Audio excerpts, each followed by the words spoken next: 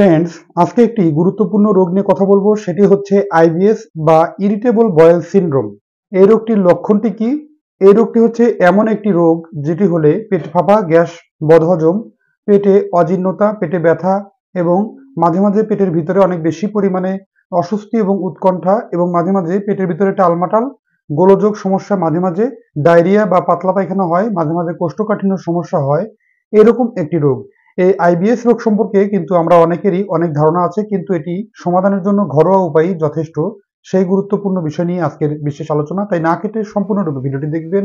এবং সময় স্বাস্থ্য কথা চ্যানেলটি যারা সাবস্ক্রাইব করেননি তারা অবশ্যই চ্যানেলটি সাবস্ক্রাইব করবেন। চলুন গুরুত্বপূর্ণ আলোচনাতে চলে যাওয়া যাক। আইবিএস রোগকে দূর করার জন্য কিছু বিশেষ ঘরোয়া সহজ উপায় অবলম্বন করা হয়।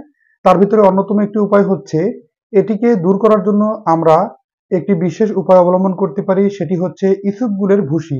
এতে আছে অ্যারাবায়নো অক্সিন লাইন এরকম একটি বিশেষ একটি উপাদান, যেটি কিনা আমাদের আইবিএস সমস্যাকে কমায় এবং যা মাইক্রোবায়াম এবং আমাদের পেটের ইন্টেস্টাইনের ভিতরে উপকারী ব্যাকটেরিয়াকে, এটিকে চলতে এবং উপকারী ব্যাকটেরিয়াকে সুস্থ থাকতে সাহায্য করে। কেননা এটির যে সঠিক উপাদান, যা কিনা ব্যাকটেরিয়ার খাবার হিসাবে, বিশেষ করে প্রিবায়োটিক হিসেবে কাজ করে।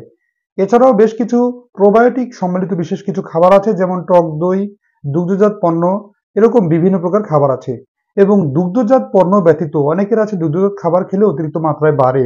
দুগ্ধজাত পণ্য ব্যতীত বিভিন্ন প্রকার খাবার আছে, যে সমস্ত খাবারগুলো নন ডেইরি খাবার, যেগুলো আইবিএস সমস্যা কমাতে সাহায্য করে। যেমন সয়াবিন ভিত্তিক বেশ কিছু খাবার আছে, যেমন ডাল, বাদাম, বাঁধাকপি। এগুলো খেলেও কিন্তু আইবিএস সমস্যা অনেক অংশেই কমে। এছাড়াও অ্যাল-গ্লুটামাইন নামক বিশেষ একটি গুরুত্বপূর্ণ অ্যামাইনো অ্যাসিড, যা প্রাণীজ এবং উদ্ভিজ্জ খাবারেও পাওয়া যায়।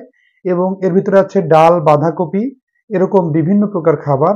এগুলো কিন্তু প্রচুর পরিমাণে আমাদের আইবিএস সমস্যা কমাতে খুব গুরুত্বপূর্ণ ভূমিকা পালন করে। এছাড়াও পিপারমেন্ট জাতীয় একটি বিশেষ খাবার, যেমন হতে পারে পুদিনা পাতা।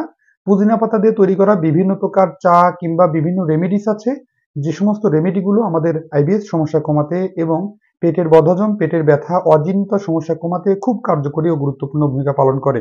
আপনি পুদিনা পাতাকে ব্লেন্ড করে জুস আকারে কিংবা চায়ের মতো করে পানিতে ফুটিয়ে সুন্দরভাবে গ্রহণ করতে পারেন। সেটি কিন্তু আইবিএস রোগকে কমাতে খুবই গুরুত্বপূর্ণ ভূমিকা পালন করে এবং পেটের ব্যথা, বদহজম, গ্যাস্ট্রিক সমস্যা কমায়।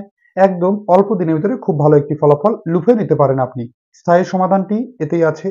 পুদিনা পাতাকে সুন্দরভাবে আপনি পানিতে সিদ্ধ করে ভালোভাবে সেখানে চায়ের মতো করে গ্রহণ করতে পারেন, যেটি ১ মাসের ভিতরে আপনার একটি স্থায়ী সমাধান এনে দিতে পারে। ধন্যবাদ। আজকের অনুষ্ঠানটা কতটা কাজে লেগেছে অবশ্যই কমেন্ট করে জানাবেন। অনুষ্ঠানটি ভালো লাগলে লাইক, কমেন্ট, শেয়ার এবং সাবস্ক্রাইব করতে ভুলবেন না। আল্লাহ হাফেজ।